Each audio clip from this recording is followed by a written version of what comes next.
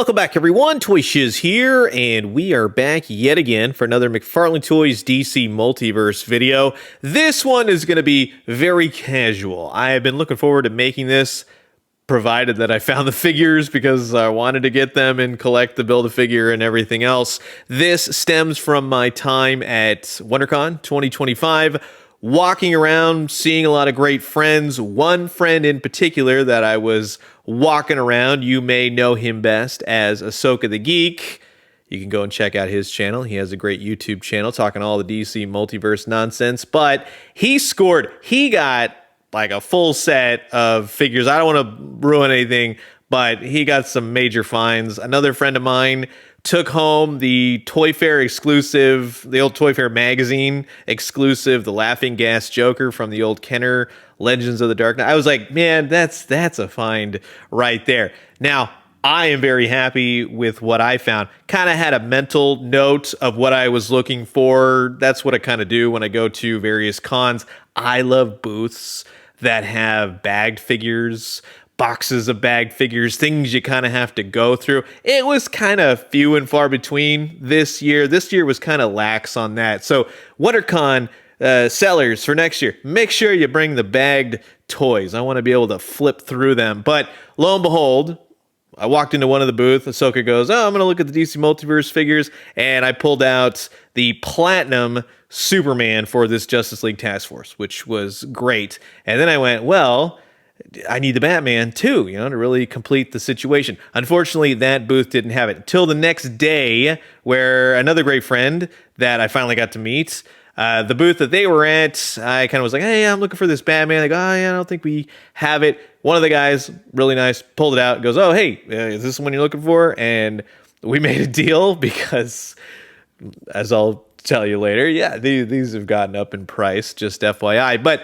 rest assured, we have them. We're going to put together the Darkseid, the Red Darkseid, and it's going to be a blast. And I mean, also, you've seen the picture now. We have the Jada Toys Guile and Saget, and then we also got some TNBA figures, which we'll be having a video on that coming up soon enough. Thank you for those, by the way. You know who you are. When it comes to the Batman and the Superman from this line, so let's just say this. This was definitely an oddball line. This was a line when I first saw it, especially in the normal colors, which I have a video on.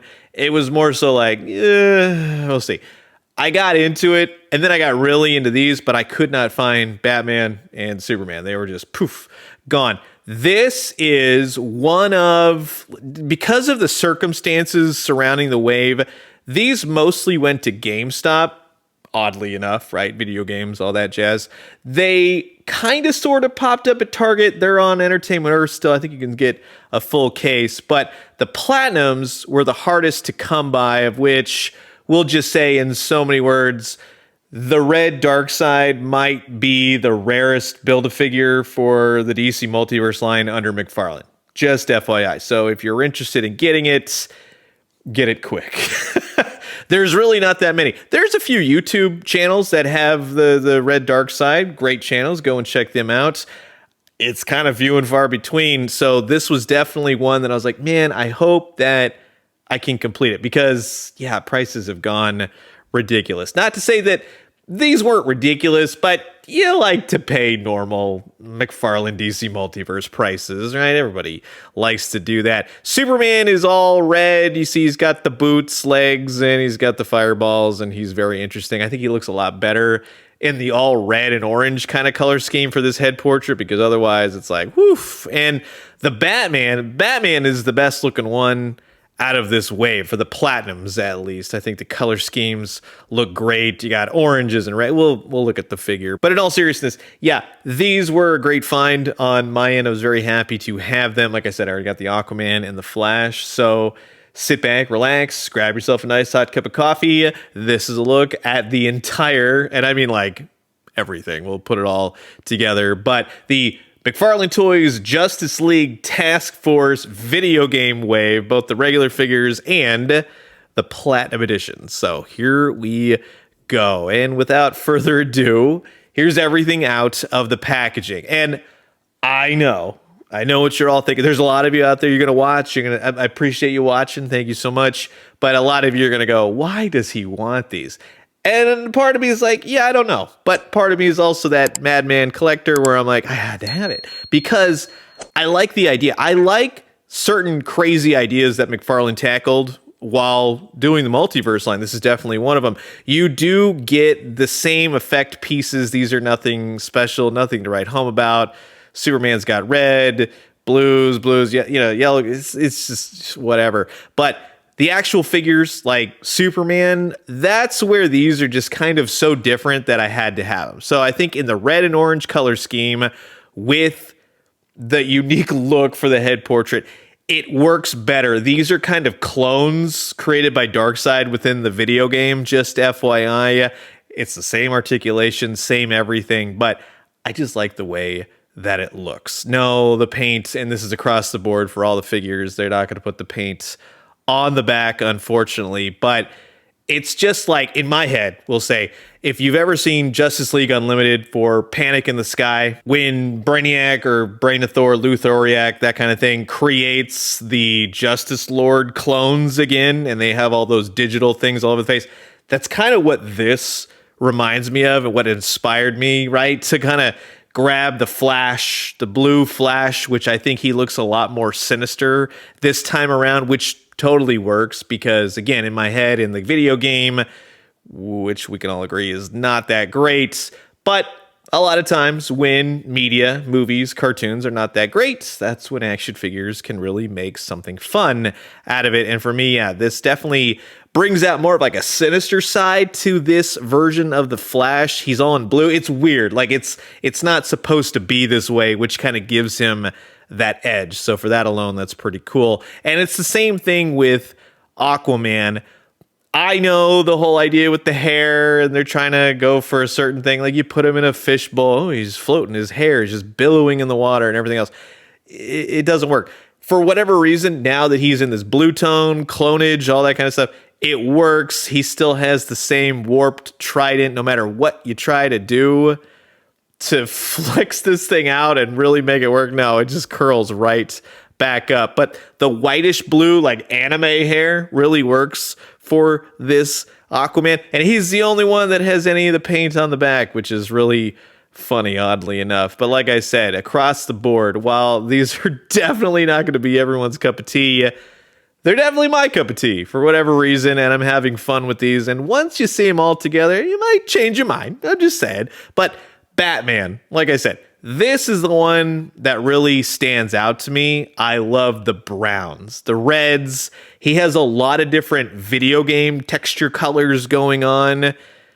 It's just something that really works, really resonates with me. Again, nothing on the back of the character, unfortunately, but he looks like an evil digital Batman. And that's what I like. And when you see him with this red Darkseid, you go, oh, okay, yeah, it's Darkseid's clones, and they're going to go after the Justice League. And it really makes for a battle sequence, at least in my mind. So that's really where I'm going with this. Yes, the articulation is questionable on DC Multiverse figures. We know that. It's been years now. It's not something that's secretive, but I likes what I likes. And you're more than welcome to likes what you likes. But in the case of these four figures, to finally have all the friggin' parts to build this sucker, which is probably the most expensive line that's been around for the DC Multiverse for me because of having to find all the various characters. Then you got to get the platinums and everything else. No, it was not a cheap endeavor by any means, but finally glad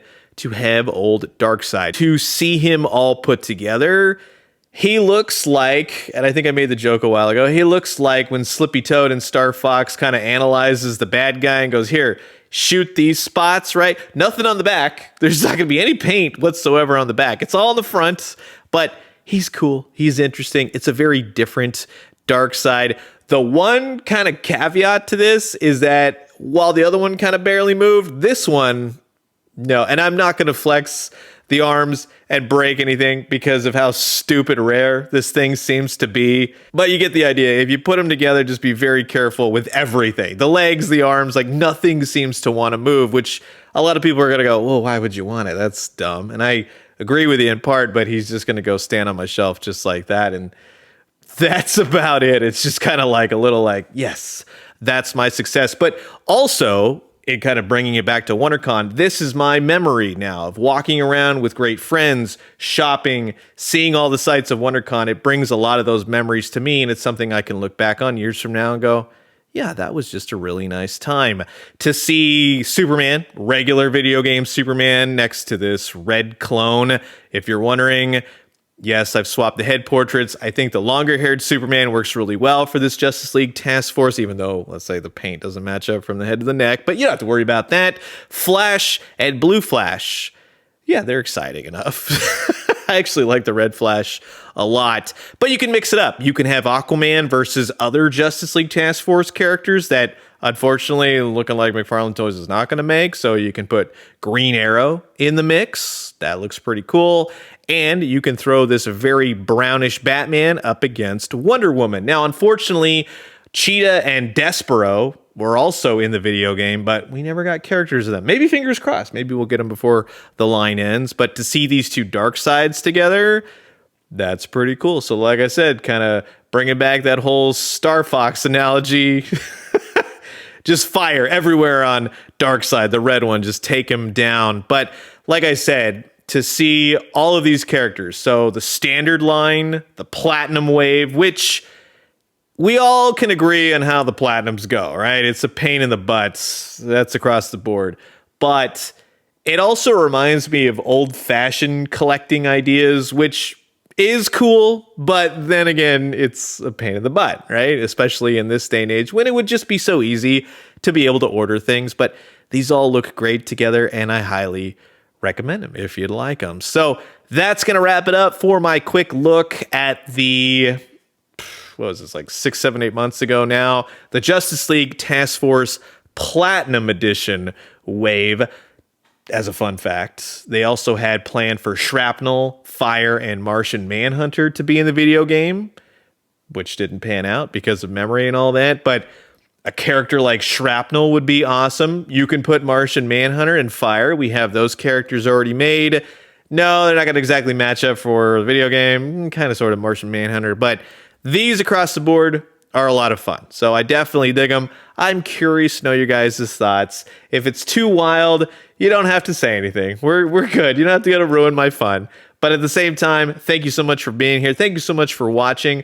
And it was awesome to see all of you at WonderCon. And until the next one, I will leave you guys with that. Adios.